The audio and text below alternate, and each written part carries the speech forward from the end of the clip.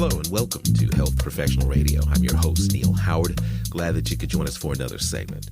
In this segment, we're going to be speaking with Nicole Andrews, Board Chair, STAAR Ovarian Cancer Foundation. It specifically exists to fund life-saving research for women with low-grade serous ovarian cancer. It's a rare and underfunded subtype.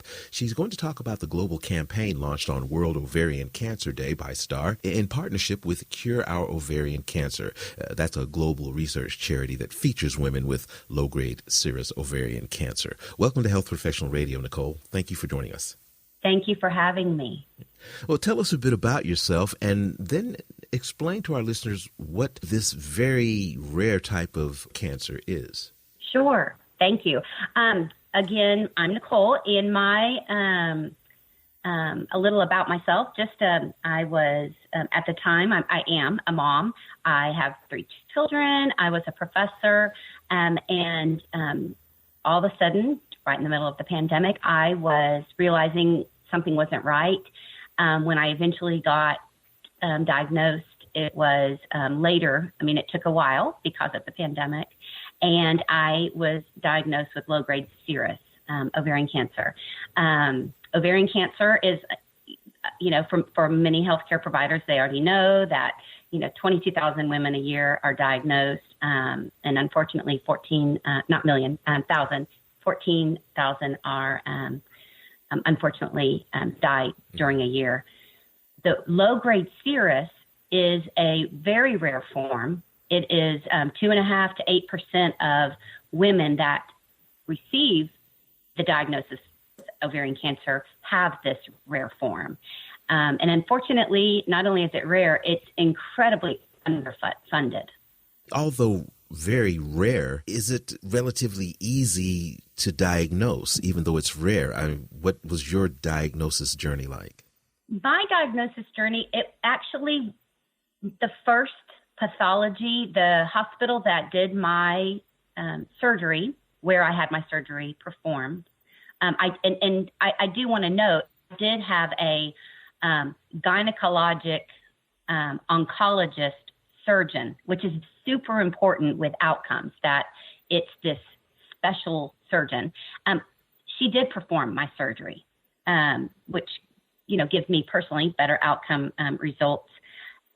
However, the hospital that would accept during the pandemic where we had surgery, the pathology done there at first was questionable, and she kept coming back and asking questions. The formal diagnosis of low grade, it was definitely, they knew it was ovarian, was sent off to MD Anderson in Houston, and they found it.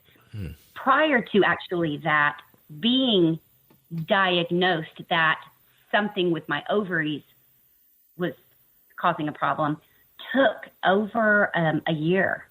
And I kept complaining, saying something's going on, but it was difficult because we were ruling things out, and it didn't come until the very end. And I was then at that point already at an advanced stage. Aside from the pandemic being a thorn in everyone's side, especially, of course, in healthcare, would that have been the typical diagnostic journey for any woman with this type of rare cancer, a year or more to be properly diagnosed? And if that is the case, why does it take so long for, one diagnosis on one thing? Sadly, Neil, we hear this more and more. Yes. The journey is often a long journey. Why? Symptoms of, me, the non-medical doctor, looking at it, it's these symptoms aren't put together, I think is one of the issues, that there are symptoms that in the medical literature have narrowed down, that these are common symptoms. I think, like myself, you tell one doctor this set of symptoms because that's their area. You might tell then your gynecologist this symptom, but not realize that indigestion might be a symptom of a gynecologic cancer. The pandemic, I think, sure, it caused a thorn, but this is a common occurrence, is that women. The part that also makes it difficult is there is no diagnostic tool. We have we have pap smears, but that's for cervical cancer. We have mammograms, that's for breast cancer. There is not a screening exam at this point, test, for ovarian cancer. How shocked were you to find the difficulty in getting information about your condition? Was that part of your decision to become an advocate, the lack of information or the lack of research? Absolutely. The lack of, one of my precursors for that was the fact that there are screening measures such as, like I mentioned, bloating. And I was so shocked. I'm like, what? Or indigestion. These type of things were shocking to me. I hadn't expected that those were symptoms that I should have mentioned with my other pain I was having. And I'm trying to understand this form of cancer. There wasn't research available. And then I find out it's underfunded, and it's only through private donations that they even receive funding. So all of this really sparked my determination to advocate. I wanted any friend of mine, any woman that maybe whose life I could touch, to know you've got to advocate for yourself. There's not a test. And many of them were shocked. What do you mean the pap smear doesn't detect ovarian cancer? I'm like, it's cervical. So there's this misinformation and misunderstanding, and then lack of understanding that we could be watching for specific symptoms. So that was definitely a turning point. Briefly describe the treatment journey once you've got a proper diagnosis and you've consulted with your healthcare provider. What is the typical go-to treatment, and how invasive is it? Sure. Once you receive that, in my case, I had 2 visible large tumors on each ovary. So surgery was definitely, and it's quite invasive and has since caused a lot of bodily problems with me and many women, because it's such an incredibly large incision from your pubic bone all the way up. Hernias are very common afterwards, which is, very troublesome, obviously. Yeah. Then after surgery, depending on the form of ovarian cancer, your doctor would possibly recommend chemotherapy treatment. With low-grade serous, it's a still questionable whether chemo really is working or not, and it's left up to some patients. The doctors just discuss, you have these options. It's being studied if that is the right treatment. And then after or instead of, you're put on some inhibitors that inhibit the hormones in your body, so that you then have long-term, but the side effects are incredibly difficult, I will say. Low-grade serous is thought to be a hormone-driven cancer. World Ovarian Cancer Day, I understand, coincided with Mother's Day this year. Talk about World Ovarian Cancer Day and a bit of your involvement with Cure Our Ovarian Cancer.org. Sure. STAAR Ovarian Cancer, which is the U.S.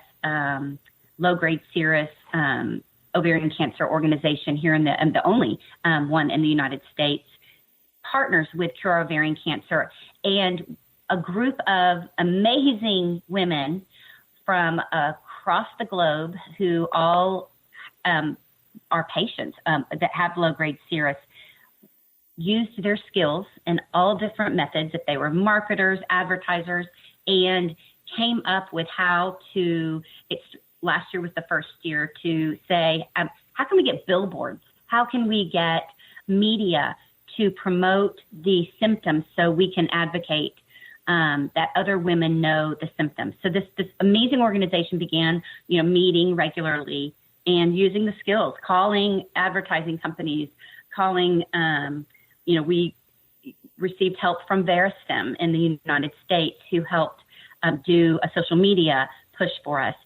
Amazing campaign that promoted, it was on Times Square.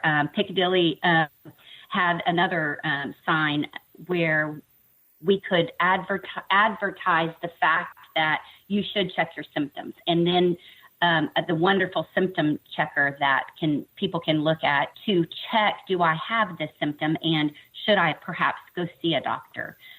You don't even have to remember the name of it. If you just remember Ovarian Cancer Symptom Tracker, you can get to it. But it's definitely was this campaign of women who all are advocates and determined that we help other women know the symptoms. Give us some web resources where our listeners can learn more, if you would. Absolutely. CureOurOvarianCancer.org is a wealth of information about ovarian cancer, about low-grade serous. The STAAR, STAAROC for ovarian cancer, STAAROC.org is the U.S., and we have links back to Cure Our Ovarian Cancer and vice versa.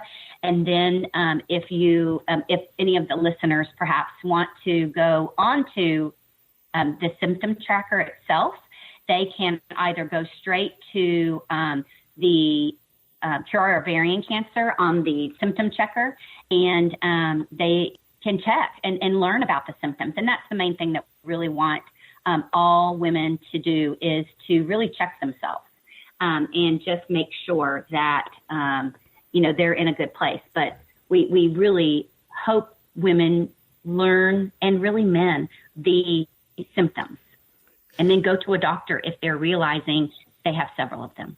Nicole, thank you so much for joining us here on the program. It's been a pleasure speaking with you. Thank you so much for this information. Thank you, Neil. I appreciate you letting us be here.